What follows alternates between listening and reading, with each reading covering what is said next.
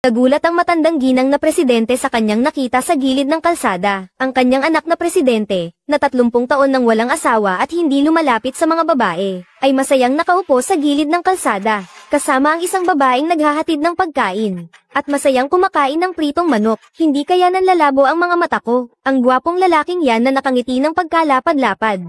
Ang anak ko pala. Nililigawan pala ako ng aking anak sa likod ko. Para mahuli ang anak ko sa akto ng pagliligawan niya ng palihim, inay. Ngunit bigla niyang naalala, ang pagsisinungaling niya noon sa dalaga na. Matagal na siyang ulila sa magulang. Agad na pinuri ng matandang ginang ang kanyang anak na isang mabuting anak, at sasabihin sana niyang papagaanin ang pakiramdam ng anak. Ngunit hinayla siya ng CEO sa gilid. Kung sasabihin mo ang tunay kong pagkatao, mawawala na ang manugang na ito.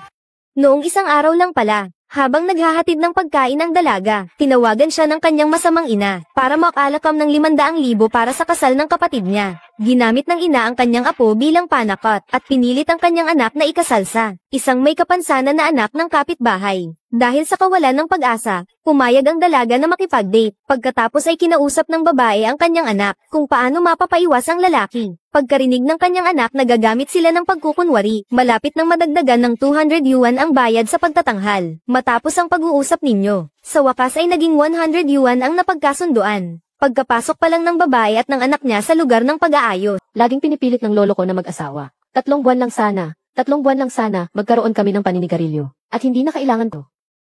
Hindi mo na kailangang bayaran. Upang ipahayag ang aking paghingi ng tawad, nais kong anya ila nag-dismiss ako. Ngayon ay mukhang kailangan ko lang maglingkod bilang asistente kay gising na lalaki na iyan. Ngayon, ang elevator noon ay talagang na airport na may sira. Ang ika-negatibo 6 na palapag ay naging ika-negatibo 9 na palapag. Ngayon, maaari mo bang suriin muli?